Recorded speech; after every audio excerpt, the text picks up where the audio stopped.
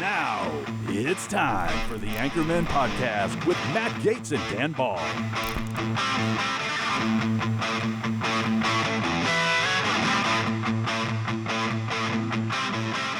Welcome back to the Anchormen Show. I'm Matt Gaetz, host of The Matt Gaetz Show, every weeknight, 9 o'clock Eastern, 6 Pacific, here on One American News. And on Anchormen, we get to have a more in-depth discussion with someone we're interested in. And I'm so excited. I've been waiting to get to the guest today on the program for some time. We ran into each other on probably one of my worst days, on our way to Charlie Kirk's funeral and memorial service in Arizona. And I learned that a very prominent person here in the San Diego community, in the faith community, is running for the state Senate. And so I thought a great opportunity to talk about where the church stands in America today, where the intersections are between politics and our faith, and the inner workings of a campaign that sometimes will appear behind enemy lines here in the People's Republic of California. Bishop Art Hodges, thank you so much for joining me. We were just chatting before we came on air about your pastoral service coming to an end, your political service on the horizon. Right. Before we get into everything I want to discuss, just what was that like delivering your final sermon at the church where you've pastored for some time and continuing to be a source of mentorship to so many other faith leaders in Southern California? Yeah, thank you, Matt. Great to be with you, by the way. And I'm in a transition time in my heart, my mind, my soul, my spirit. I have been a senior pastor for more than 40 years. And that came to an end on July 19 at, I would say, my decision. Let me say God's decision, God's leading.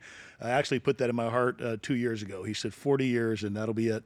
And so July 19 was my last day as a senior pastor locally here in San Diego. However, I still serve as bishop. I oversee 350 other pastors and ministers and churches here in Southern California.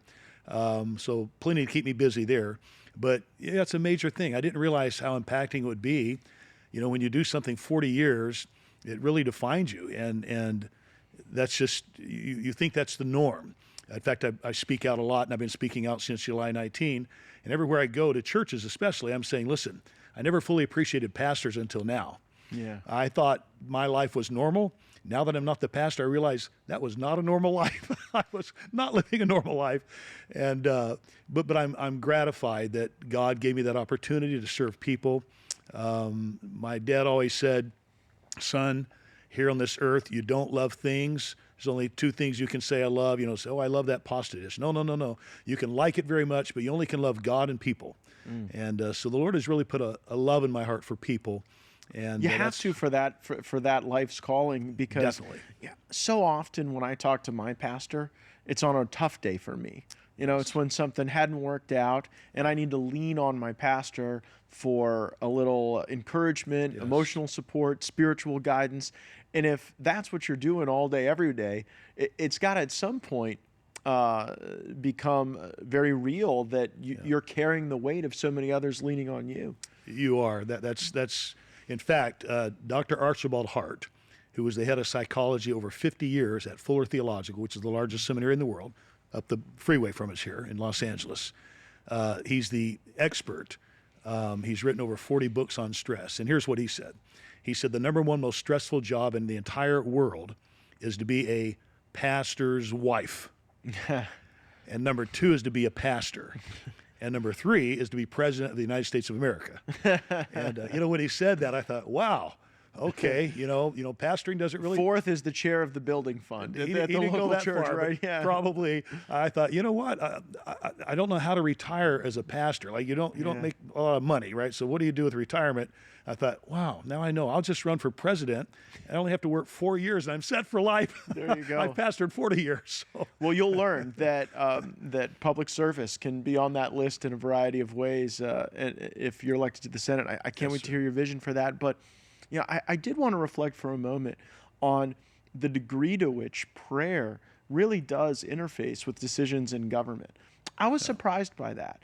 In the toughest moments in Congress and these highly consequential decisions about who the speaker would be, or are we going to fund the government, or war powers, people should take some comfort in knowing that folks are praying, and they are praying humbly and seeking guidance from God. And I'm sure we made plenty of human errors along the way, but there was something that created unity in a town of such division. What role do you see prayer playing in how decisions are made in government, and how you've guided your life? Well, for me personally, obviously prayer is the primary thing. In fact, that's why we're here sitting about to talk about my next venture in life. I never saw this on the horizon at all, but February of this year, I was tag teamed by Senator Brian Jones. He's a minority leader in California, and Senator Shannon Grove kind of ganged up on me. And in February, they asked me to run for the Senate. And at first I said, "No, you're joking, right?" They said, "No, we're not joking." I said, "Listen," I said, "you hear me speak. I've spoken the last 4 times at the state GOP convention, and Brian Jones has followed me on 2 of those occasions." I said, "You hear my speech. Almost every time I say, I'm a preacher, I'm not a politician, and now you're asking me to be a politician." And Shannon said, "Well, you will pray about it, right?" And I said, "Well, of course, I pray about everything." She said, "Well, that's all we ask." I said, "Okay, but don't get your hopes up." Well, 4 months later, yes, I feel that God has spoken to me, and he's called me to this. And you mentioned Washington, D.C., and the role prayer plays. I want to say I think with this current administration, and I'm not disparaging any other administration at all, but I think with the current presidential administration, remarkably, I have seen more emphasis on prayer, more actual praying. I was speaking in D.C. just 2 years ago, right after Mike Johnson was elected leader, and he and I were about to speak and pray on the National Day of Prayer and Repentance. We were backstage together. I'd never met him before, and someone came back and said, "We've got a 10-minute delay." It left us alone for 10 minutes in the back, and I got to have a great conversation with him. And I was so impressed. Mike Johnson, out of the spotlight, away from the crowd, nobody there was praying, and he had his Bible, and he was praying. And I just am so relieved by that. Prayer is vitally important in America, no matter what the sphere is, whether it's politics, whether it's religion, whether it's anything. Prayer is just vital. It's just vital, and I appreciate the re-emphasis on prayer. Yeah, Caroline Leavitt very famously prays, before her briefings to the country and to the press. The Republican conference begins, with prayer. Probably can't ever do it enough. But Absolutely. You think about Washington as such a soulless and empty place. Yeah. It does have that. But we've also noticed at times a real fear from people in pastoral service to kind of tiptoe into political discussion. Yes. And at my First Baptist Church, that's not a problem in Florida. But what do you think about that? And what counsel would you give to somebody leading a congregation and also feeling compelled to speak about issues that oftentimes are also at the forefront of our politics?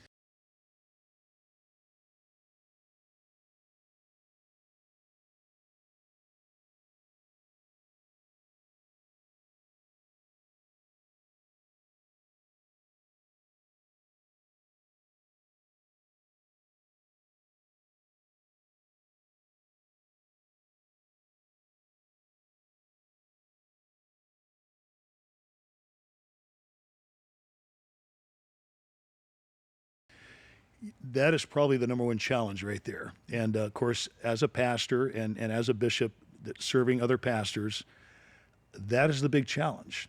The truth of the matter is, here we are in California. I think you mentioned it, the People's Republic of California, although I'm not sure it's the people, but anyway. Yeah. But anyway, and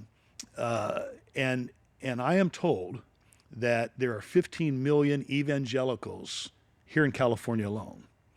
And in fact, this is you can look this up. I looked up, it's the truth, that in the last presidential election, President Trump received more votes from California than any other state. Now that gets downplayed because he didn't win California, but he received more votes from California than Texas or Florida. So there's a huge constituency here. And I am told that with the 15 million evangelicals, only half of them are registered to vote. And of those registered to vote, only half of those actually vote. Mm-hmm. So think about that. If the evangelicals who are eligible to vote would register, and if they would vote godly biblical values, literally, we could change the state from top to bottom in a single election. It's just a matter of the people of faith voting. So why is that? Well, I know why that is, because pastors are afraid to bring division into their congregation. And because politics has become so divisive in our lifetimes, more than I think ever probably in America, in this regard. When I was a kid growing up, one side of my family, one grandparents were Democrat. The other side were Republicans. Never a conflict or a problem, not at all. Because at that time, the difference in a Democrat and Republican was the difference in right versus left. Well, yeah, it was like, where did you think the marginal tax rate should be? And, Yes. you know, what should be the conditions for union formation? Yes. It was very different than it is today. Absolutely. Things It that are- mattered more in our neighborhood whether or not you were a Gator fan or a Seminole fan There you than go. whether you were a Republican or a Democrat. Right. Things that are not absolutes, right? You're not going to die on that hill. But that's all shifted now. And today it's not right versus left. It's become right versus wrong. And it's become actually good versus evil. It actually has. And I'm not, again, painting a whole party in one way or another, but I'm just saying that's the direction. Yeah, in the way you describe it, pastors not wanting to bring division into their congregation, Yep. in a way that's almost acting more like a politician than a pastor. Well, I mean, that's a imagine good point. if Paul, would have thought that way, right? That's a good point. There are a lot of times in our faith where a moment of division is also a moment of clarity. Good point. So let me tell you how I addressed that in my congregation. Okay. 2016, Trump versus Clinton, Hillary Clinton, Donald Trump. And I'm laying in my bed. Now, my congregation is very diverse. If you talk racially, I'm a minority. I've always been a minority in my congregation. I'm here in Southern California, and we're a great mixture. And our congregation is very diverse, and very diverse politically as well. In fact, the head of the Longshoremen's Union, member of my church. So, I mean, we're just very diverse congregation. But I'm thinking, I've got to speak out on this election. I've got to speak out across the pulpit. Hundreds of people come up to me privately. Who are you voting for and why? Like, why not just state it publicly?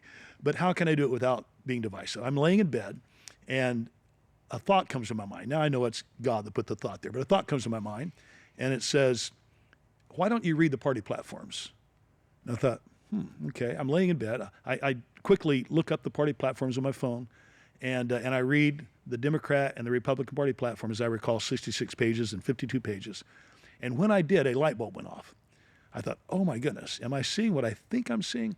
I got out of bed, I went in the living room so I wouldn't bother my wife. I downloaded them into a word processor on my computer, and I did a word study and a word search. And indeed, I was seeing what I thought I was seeing. And from that, I wrote a little article, didn't publish it, but I made a personal video of it, just a few minutes video, played it at my church during the offering time, shared it with a few pastor friends. Could we use it? Okay. It went viral across the country.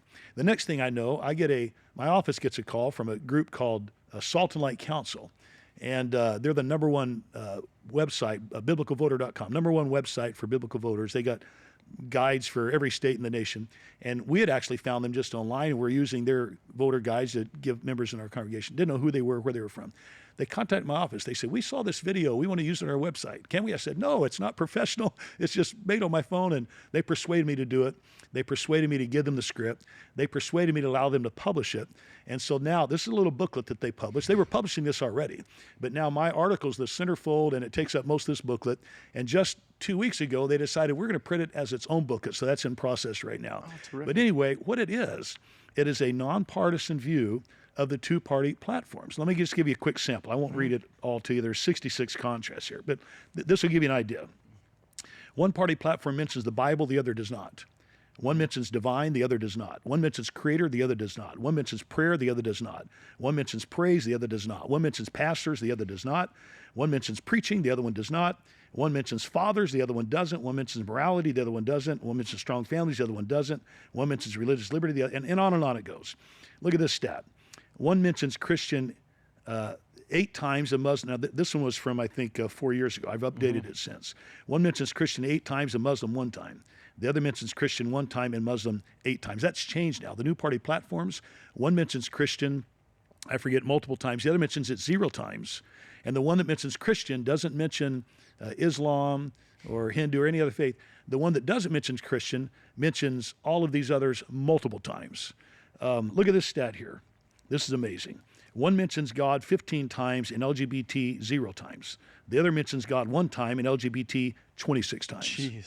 So I'm not even mentioning which platform is which. No, but you're showing where people can be comfortable. That's exactly right. And I think it's not partisan. Oftentimes, it's not partisan. We would love to probably think that where people arrive at their church home is based on some really precise view of the doctrine at that church. But probably a lot of the times it's comfort, and we hope God Most brings of the time people. it starts that way. Yes. Yeah, we hope God matches people with their right church home, right? And that'll be different for different folks. But you know what politics is about is giving people comfort that they're on the team that is going to advance their interests. Yes. And I think that exercise you just went through really showed that the left is quite unwelcoming to Christians. In the party platform it is, and here's the power of party platforms. Congressional Republicans vote in alignment with their party platform 89% of the time. Congressional Democrats vote in alignment with their party platform 74% of the time. So if you don't know the candidate, most people don't. Yeah. Even if you have heard the candidate, you still don't know the candidate. Too many candidates will say whatever they think they need to say to get elected. But the truth is when they actually start voting in their official capacity, that's the truth. So have you provided a guidepost here maybe for other pastors who don't want to come out and say, vote for Donald Trump Correct. or vote for a particular candidate, but to be able to walk through where people in a congregation would feel comfortable Absolutely. based on the shared values of the congregation? Absolutely. Is that leading the congregation to water maybe without dunking their nose in it? Absolutely. And these are available. Go to biblicalvoter.com. Okay. I'll put in a plug. I get $0 off of this. Sure. But I'll put in a plug for them. It's a great resource. Biblicalvoter.com. Biblicalvoter.com. We'll put that out on our Yeah. social media as Great. well. Now, I have a theory as to why Christians don't vote that may be a little different. Okay. And I want to test it because I know some of these people. These are a lot of the people I grew up with in North Florida. And when I would go to their house and say, "Hey, I noticed you haven't gone and like voted in the election, for me." Sometimes even people I knew would say, "Matt, that is a very worldly thing. We are in a big battle between good and evil right now. It is a celestial battle, and we have read the book. We know the ending. We know we win in the end. And this stuff where you toil back and forth in the dirtiness and ugliness of politics and win, lose, campaign. We're sick of all of it. That's not really the contest we're a part of. We're a part of a far more significant contest, and that's going to draw our attention. And some even believe that the participation in something as unholy as politics diminishes the holiness with which they try to live their other lives. What would you say to a voter or a non-voter like that? Well, two things I would say. Number one, when the disciples asked Jesus to teach them to pray, he said, "Pray on this wise. Our Father, which art in heaven, hallowed be thy name. Thy kingdom come. Thy will be done in earth as in heaven." We have a responsibility to help establish God's kingdom here on earth. He never intended for unrighteous rulers to be an authority in the world. That was never his intention. That is the result of evil. So we have we've seen unrighteous responsibility in to stand against it. Totally we have. We've seen it throughout Scripture. How do we reconcile that? Totally we have. But the reason that you see it in the Scripture is because the people of God, what we're talking about right now, abdicated their responsibility. They quit doing things God's way, and God said, well, okay, if that's what you want, that's what you get. And it was a judgment and a punishment, but it was not God's ultimate will for them. God's ultimate will is good for everybody, not evil at all, not bad at all. So they brought that on themselves. Here in America especially, I mean, we are the most exceptional nation ever. Now, Israel's exceptional in its own right, for sure. I wear this flag pin as an acknowledgement of that. But we're exceptional in America because we literally choose our leaders. And the Bible says when the righteous rule, the people rejoice. When the wicked beareth rule, the people mourn. We are, like I said, in California, people of faith could change the election in one cycle. So it's our responsibility. Absolutely, it's our responsibility. So that's the first thing that I would say. I think I've lost track of what the My principal concern is that politics has become so unsavory. It drives people of faith away from even basic participation in a campaign, in a neighborhood, door-to-door Saturday, calling voters and asking them to return ballots. Right. In the 80s and 90s, this was the core of the Republican base. Evangelical Christians doing a lot of the tactical campaign work that got people elected, particularly throughout the Bible Belt, where I've lived most of my life. And I sense we have seen a withdrawal at times from the faith community. You have identified it as a core issue in California, and I don't know if I have the diagnosis for it. And I do worry that kind of the dirtier politics gets, the harder it is to draw people in and to show them this is a virtuous thing to do. This isn't. I know many people who viewed their public service as their ministry. Yes. And I think they were some of the best public servants. Well, my life has been ministry. Yeah. And now I'm entering this arena. I don't need another job. I just retired. My wife said, I thought we retired. Well, yeah.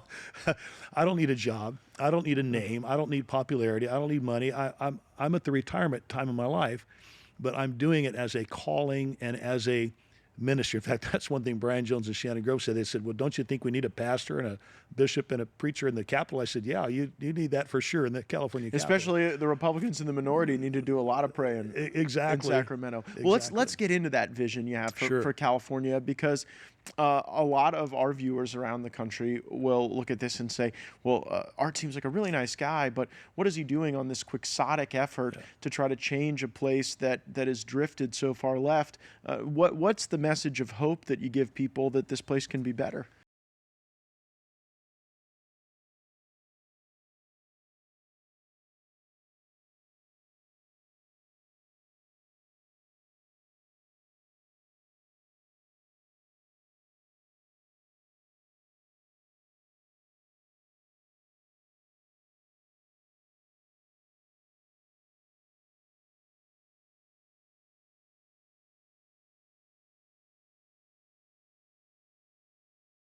Well, here's my message of hope.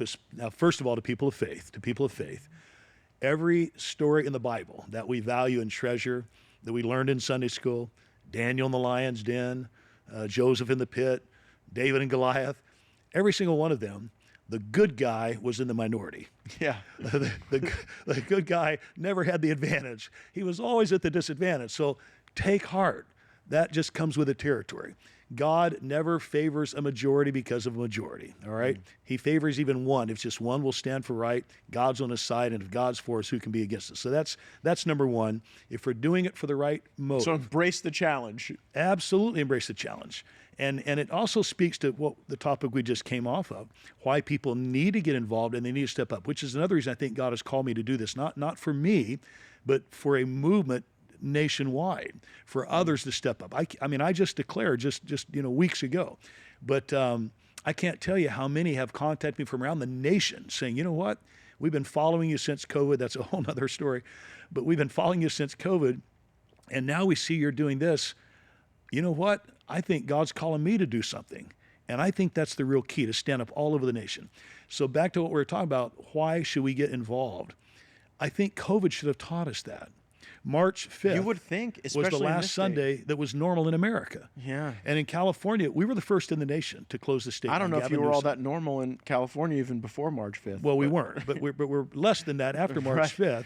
And long story short, it took me going to the U.S. Supreme Court three times to reopen churches in California and across America. And it's a whole story of how that even came about. But when Gavin Newsom gave a public press conference, he was going to reopen plan for California, locked everything down. He left churches out of the equation. And a reporter asked, what about churches? He said, well, we're not sure. They're in the, TBD, to be determined. We don't know. But he said, one thing I'll tell you for sure, it'll never go back to normal. Sure. Well, that same afternoon, we filed a lawsuit in federal court. Long story short, in 15 days, we were before the Supreme Court. Fast-tracked. We lost that first decision, and we stayed in court every month. We had 11 federal court rulings in less than a year. 4 at the Ninth Circuit Court of Appeals. I started calling them the Ninth Circus Court of Agendas, and 3 at the U.S. Supreme Court. And our final 2 were February 5, 2021, and April 26, 2021, resounding victories, the nail in the coffin. And here's what the Supreme Court gave us in all churches in America. They said, never again, no matter how emergency a situation, how exigent a situation is, If it requires everything closing, churches will be the last to close and the first to reopen, which is what we asked for in the very first place. But that should have taught us a lesson. The only reason that happened is because of politics. It's because people of faith and biblical values stayed out of politics. And we've got people ruling who are not righteous rulers, and now people are being oppressed as a result. We've got to retake America for the values America was founded on. Some say because so much of the craziness started in California, you have to go back to the root of it. That's what I believe. Yeah, if you fight this thing out in the Midwest, in the Bible Belt, you don't really ever defeat it until you defeat it here in California. We got news today of this corruption indictment regarding Governor Newsom's former chief of staff. There was a campaign account that allegedly had gone dormant, and Javier Becerra's chief of staff and Governor Newsom's chief of staff created a series of no-show jobs and lobbying contracts that weren't really for anything under the allegations in this indictment. And I just wonder, when you've had one-party rule for so long, that people, if these allegations are true, feel a comfort level just putting their hand in the piggy bank and taking out resources for themselves. Do you need something like an ombudsman to go after the corruption, or what do you think the solution is if you get elected as a minority member of the state Senate to give people a sense that they're getting an honest bang for their buck out of the government? Well, you mentioned the word honest. That's the key right there. The Bible says truth has fallen in the streets. And that's where we are, where truth is not valued. To have truth, you've got to have absolutes. And we're in a generation that doesn't want to believe in any absolutes. They want to believe they're God themselves. Well, we don't believe that. We believe there's a creator God. And his word is absolute. It doesn't change. It's the only thing that doesn't change. Everything else changes, but not the word of God. And this nation was based on that. You know, a statement I made during COVID, during the trial and the lockdowns, I said, America was designed as a nation so that people would never have to make the choice between obeying God or government. Think about that. That's why America was founded. That was the similar reason America was birthed. But for the first time, at least in my lifetime, during COVID, we were forced to decide, will I obey God or government? That should not be. So we've got to have leaders who understand that, and leaders who understand that the values that made America great in its beginnings are the values that's going to keep America great. We've got to get back to those values. That's what I'm going to bring to the state Senate in California. And yes, I think you've got to go right to the source. And as goes California in a lot of respects, so goes the nation. I mean, we could go down the political team player list in Washington, D.C. and look at the ones that came out of California, right, to Washington, D.C. The worst ones. You said it. Exactly. And so we've got to do a better job. It starts right here. I think California is the key. California is key spiritually. It's the home of the Azusa Street revival in 1906. Next year will be the 120th anniversary of that just swept the nation and the world and just renovated Christianity as we know it, you know. It's unfortunately, it's also the home of pornography, the largest pornography purveyor in the world, home of entertainment, home of tech, the Silicon Valley. I mean, it's number one in so many things. But it's a bottom of the list in many other things, which is incongruous, right? How can you be the wealthiest state? I think if we were a nation, they say we'd be number 4 or something like that in GDP or economy, wealth. Up there. How can you be the most wealthy and yet have the most people at a poverty level? How can you be the most wealthy and yet you have people that can't afford a home? My own kids, I've got 3 grown married children, ranging from 46 years old down to 33 years old, all with college degrees, one with a master's, all the rest with masters, some universities here in California, and all in wonderful fields. One in the medical field, one in the was in the legal field, but now a pastor's wife, and the other one in the finance world, and all married, all with children, and not a single one have been able to buy a home yet here in California. Do they struggle with affordability? I mean, not like struggle like don't have a roof over their head, but is affordability something pressing in the minds of your family? On everybody. Yeah. Yes, it is. I mean, we're not complaining. Yeah. But with what we earn, if we lived anywhere else in this nation almost, Right.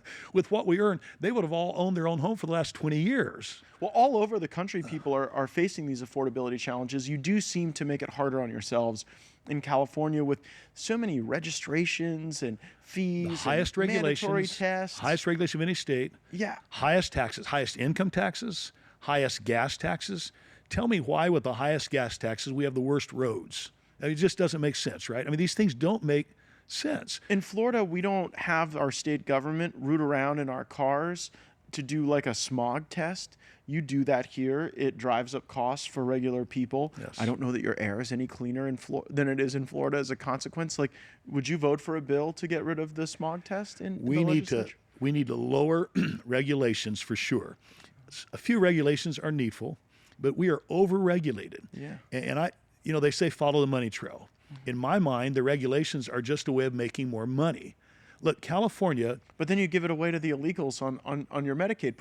that's the if the problem. whole deal was you guys were stacking up big reserves and you were having state-sponsored innovation at the highest level, but $68 billion deficit now. yeah, you're tens of billions of dollars in the hole because you allow people who just jump the border to get a full suite of healthcare services that hardworking Californians don't have access to. Not just healthcare services. You can get housing, you can get food assistance, you get all kinds of assistance, things that most normal Americans don't get. What do you think those policies should look like? We need a secure border that is safe and fair and just, good immigration policies. We're a nation of immigrants. I'm married. My wife is Mexican. We're a nation of immigrants. Her grandparents came over the border. We're a nation of immigrants. We're built on, that's our strength. But we're built on good, the Bible says do things decently in order. We're built on good legal immigration. You can't just have an open border and anybody come in whenever you want.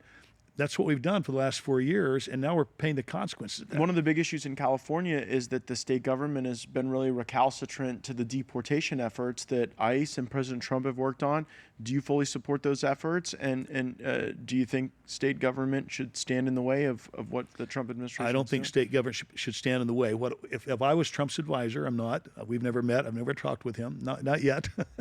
But I would advise, follow the plan that you laid out. Start with the worst criminals, hunt down every single one of them and get them out of here as quick as you can. And then start, going down the list, working your way backwards. Give people a path, which I think there are paths. I've got great immigration attorney friends. Esther Valdez is one. Gonzalez in Colorado is another one. And there's a path for people to do things right, do things legally. But it's not fair. It's not fair to my family or any family who have people trying to legally immigrate to America, and they're following all the rules and steps, and you're constantly being told, no, you got to back up in the line because we got an illegal we're going to put in front of you. I mean, that's not fair at any level, not at any level. So we need to have fair immigration policies, and we need to enforce those policies, absolutely. Does part of that enforcement mean not putting illegal immigrants on CalMed? Well, absolutely. Absolutely. If someone is here illegally, now, if somebody's going to die, we're going to. I know you look at me like it's a silly question, but it's actually a very controversial thing. I mean, there are a lot of people who would say we're hateful for that, and I don't think that we wish ill health on anyone. But there are people who've paid into that system here their whole lives, and then when they can't get access to a specialist or a doctor or a nurse because you've got you've got all these millions of illegals that you've welcomed here, that just doesn't seem fair to them.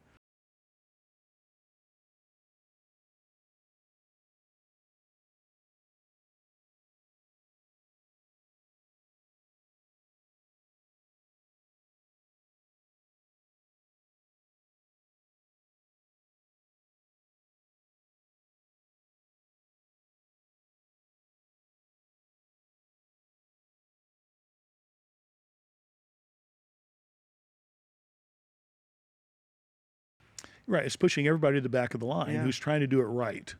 Well, everyone, whether they're here legally or illegally, feels at the back of the line when it comes to your state's emergency response. And that's what I want to talk about next, because in a campaign like yours, in the statewide Republican campaigns, you've got to be able to convince people who don't like Republicans to vote for one. And that's really not easy. But I would imagine it would be easier if the Democrats can't get the fire hydrants to work. If the voters agreed to indebt themselves for reservoirs and the Democrats didn't build them. Could you talk maybe about just some of those not red versus blue issues, but just like practically speaking, making the state work for everyone who's here, however they're here, for a better quality of life. The purpose of government is safety, service, and welfare. That's the whole purpose of government. And so it's our police, it's our fire, it's our ambulance, our hospitals, our first responders. That's the primary role of government, is the protection of people, safety of people, welfare, keeping order, and so on. We have money for that. Our state has more money than any other state flowing through its coffers. But we're finding out that our state is sending money to other nations to promote like LGBTQ things. Wait, what? I've never heard of this. Oh, yeah. California is sending money to other countries? They have sent money. It's not enough that you've invited everyone from every other country to California. You're actually sending your money. What other countries? We need a Doge in California. That's what we need. So that's what I will push for. We need transparency. We need transparency, and we need to cut out wasteful spending, right? You just need a brain for that. I don't even think you need Doge. Prioritize. You prioritize the people who are citizens, like you said, are paying into the system.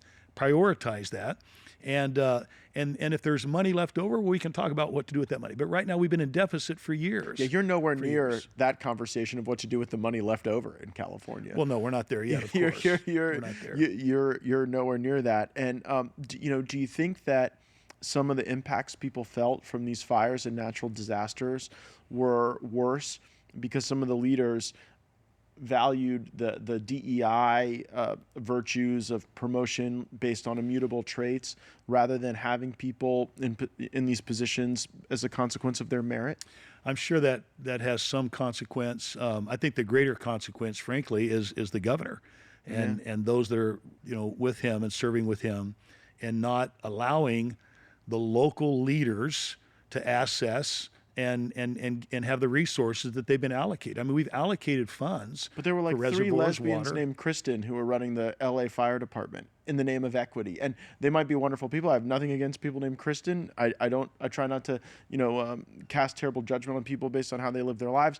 But at the same time, it seemed like something might have been more important than who was a good firefighter, if that was what we were seeing in this time of great crisis. Yeah, I don't personally know the direct cause and effect in the situation you're mentioning, the fires and DEI.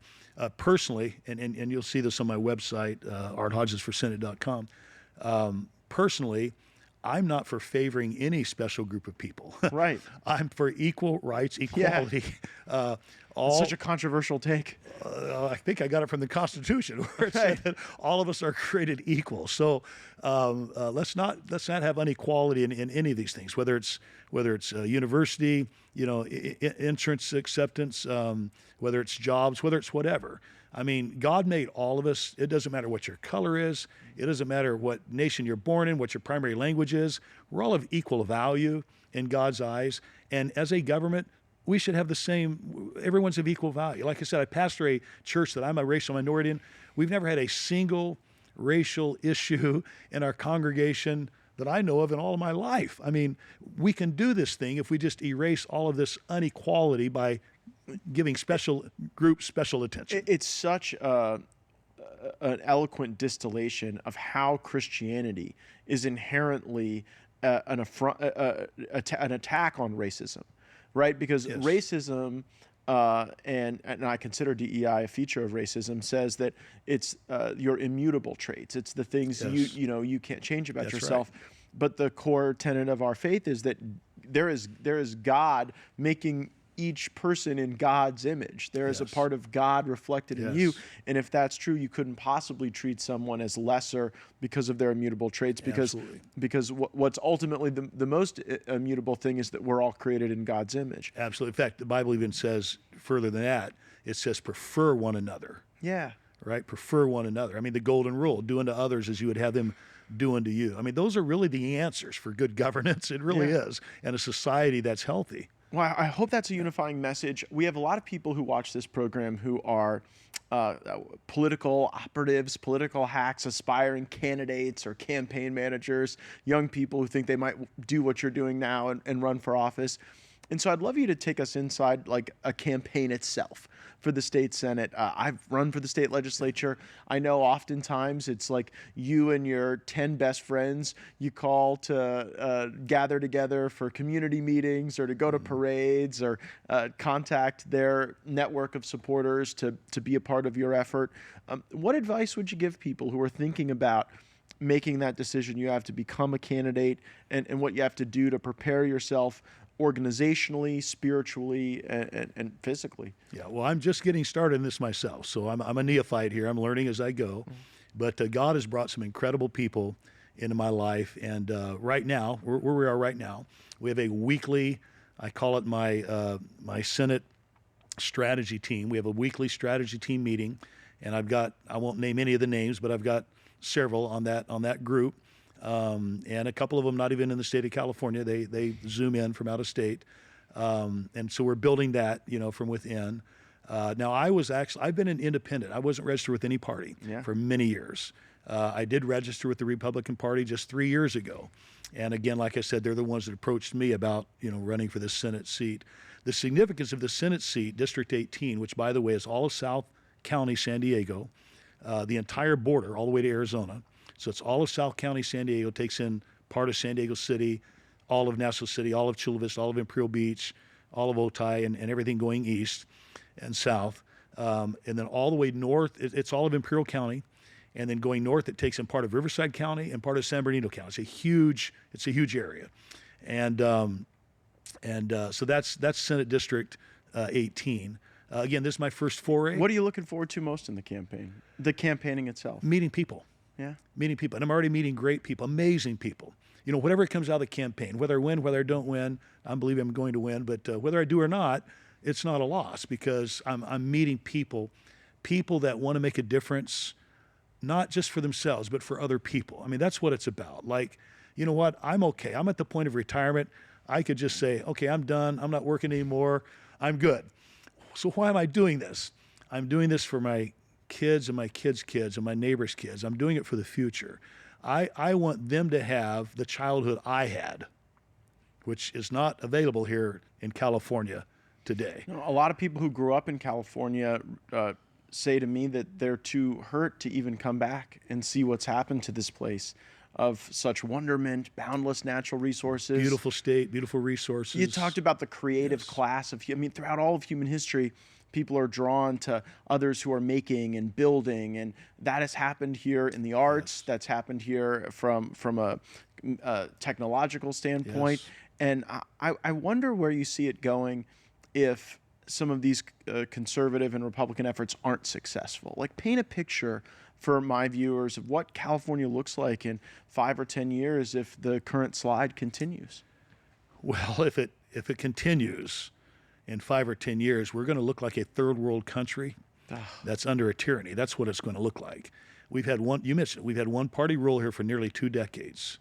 The significance of this coming election in 2026, and my seat in particular, my seat, which is for the first time in play in nearly 2 decades, which is amazing, dramatic shift. Trump lost my Senate district by 40 points in 2016. He lost it by 13.5 points last year. Oh, so the swing is coming. The swing. Brian Jones said this might be the greatest shift of any district in the state of California. So for the first time it's in play. There are 2 other Senate seats that are in play. If I win my seat and the other 2 win their seats, for the first time in 14 years, we'll break the Democrat supermajority in California.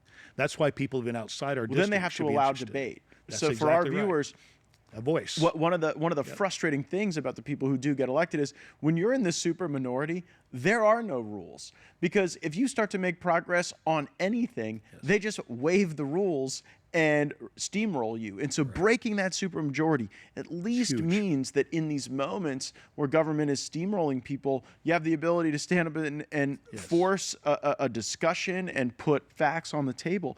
That could be very significant. It's huge. Yeah, so we do need support even from outside the district. Yeah, sure. And if folks see that and see the broader strategic picture, where can they go to donate or otherwise contribute to your campaign? Yes, go to arthodgesforsenate.com. There's a donate button there. Great. And arthodgesforsenate.com. Love for you to follow us there. Love for you to help. And I am getting calls and messages from around the country. Yeah. And people starting, again, we're just now getting started, but people starting to donate. And it really is going to make a difference. I don't need another job. God knows that. I'm not in it for that. I'm not in it for anything other than to try to make a difference. And I believe there's a hope and a chance for the first time in nearly 2 decades to actually accomplish that. Well, COVID activated a lot of people. It did. Politically. And it focused people's activism on a lot of these policy questions. And I really get the sense that it may have been a part of guiding your life Significant part. To this decision. Yeah, no question. And it, like you mentioned earlier, Christians felt persecuted and under attack. We unfortunately are still seeing that in the world. Christians persecuted. We've been covering on our program what's been happening in Africa. Nigeria. Tragic cases in Nigeria. Do you have a thought or perspective as to why Christians face this persecution around the world and Absolutely. and what the antidote is? Yeah, and my thought's not going to come across as political. It's going to come across as preacher here. Please. All right. But absolutely. I mean, we are living in what we call the end times. Prophetically, we don't have time to go into all of that, but I'm not going to consider myself an expert. Some would probably consider me that. I won't say that, but I love the study of, we call it eschatology. It's just a fancy word for like end time events. But let me just boil it down in a nutshell. I'm an adjunct professor. I'm a chancellor of a college and so on, and this is one of my subjects that I teach and study. We believe biblically that it was prophesied many years ago, in fact, in the Old Testament, that there would come a time when Israel, the nation that has a covenant with God, the only nation with a covenant with God, everlasting covenant, that Israel would be blinded for 2,000 years. That little tiny prophecy comes from the book of Hosea, a small little book in the Old Testament, that Israel would be blind in part for 2 days, and the third day God would raise her up to live in his sight. Well, in the Bible, a prophetic day, prophetically, is 1,000 years. So for 2,000 years, Israel will be blind. Israel was blind when they did not recognize Jesus as the promised Messiah. And then he turned to the Gentiles. We're the Gentiles. If you're not a Jew, you're a Gentile.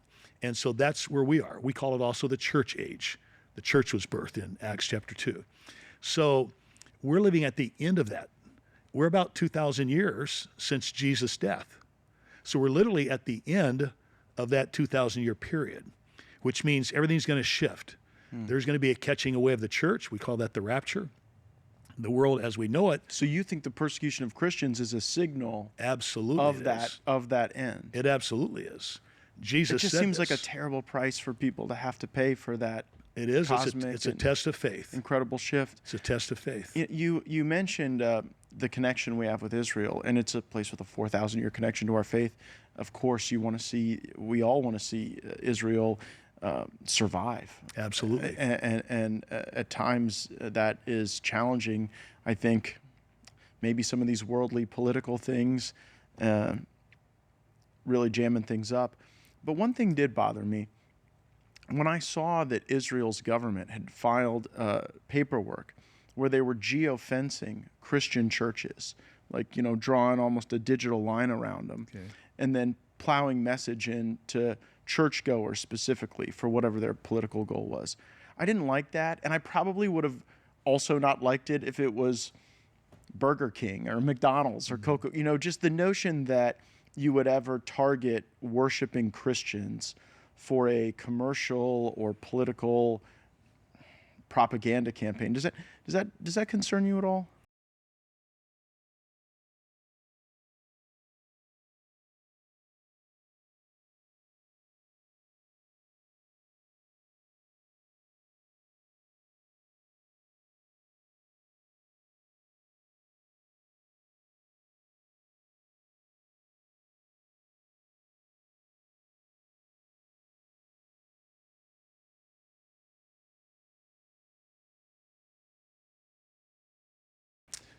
So I'm not aware of that. I wasn't aware of that. I guess it would. I guess it would depend on the messaging, maybe. Would it? I mean, if it's for, I think it would depend on the messaging. I mean, geofencing is available to anybody and everybody. True. And everybody's doing it. Even if we don't know it, they're doing it. I mean, yeah. You know, I think they're listening to us sometimes. Probably happens if you go to the Costco next door, you're geofenced. Well, that's but what I'm should saying. Foreign governments be doing it? Well, I don't think they should be doing it for government purposes. Yeah. No, I don't think so. But here's the question is about Israel specifically. While I support Israel, I'm not saying Israel's always right. And when they're not right, we need to call them out on it, that they're not right. In fact, there's a great rabbi here in San Diego. He and I have lengthy conversations all the time. He just called me a couple of days ago, another lengthy conversation. And we have a great rapport. We consider each other friends. In fact, I think we might have even interviewed together during COVID, maybe on One American News down at the county admin building. But we have these kinds of discussions. And the reason I support Israel is because in the Bible, Israel is the only nation that has what's called an everlasting covenant. And that's so important. God said, whoever blesses Israel will be blessed, and whoever curses Israel will be cursed. That's why America has got to remain the friend to Israel, because Israel is going to survive. They're not only going to survive, they're going to thrive. They are. And if we will stand with Israel, again, that doesn't mean that we condone doing wrong. We need to call them out when they're doing wrong. But we need to stand and support them regardless. Look, if you're a parent and your kid does wrong things, you're not going to condone that wrong. But neither are you going to say, don't talk to me ever again. Yeah, I think that's actually comparing keep a some relationship of the there. Current features of the Netanyahu government to a child that is frustrating you or wayward or misbehaving is actually an apt comparison. Yeah. And loving the people of Israel, the Jewish Absolutely. people, I think is something that probably rewards us all in the end, as loving our neighbor is something we're compelled to do throughout our faith. Bishop Hodges, I wish you well on the campaign trail. I'm excited for you. I think that oftentimes we're able to make points in these really swing districts that do dictate the future of our politics. And I also hope that this path you've been on from faith into government service is one that's more well-traveled, because it will only make the decisions in government better, and hopefully we'll never have to endure kind of the bizarre COVID stuff that we have before. But thanks for taking the time to come by and chat with us. One more time, your website, if folks are interested in following you on the trail. ArtHodgesForSenate.com. ArtHodgesForSenate.com. If you forget that, just type in Bishop Art Hodges. All right. And, there's many Art Hodgeses out there, but there's only one Bishop Art Hodges. So type in Bishop Art Hodges. We will follow the campaign closely, and we wish you good travels, and that God's will is done in this incredible part of your mission that you're on. Thank you, Matt. We appreciate this opportunity, and thank you, everyone, for listening. Thank you. We'll be back next week on Anchormen. Thanks so much for joining us. Leave us a 5-star rating or review. And remember, the holidays are here, so it's time to celebrate with family, with freedom.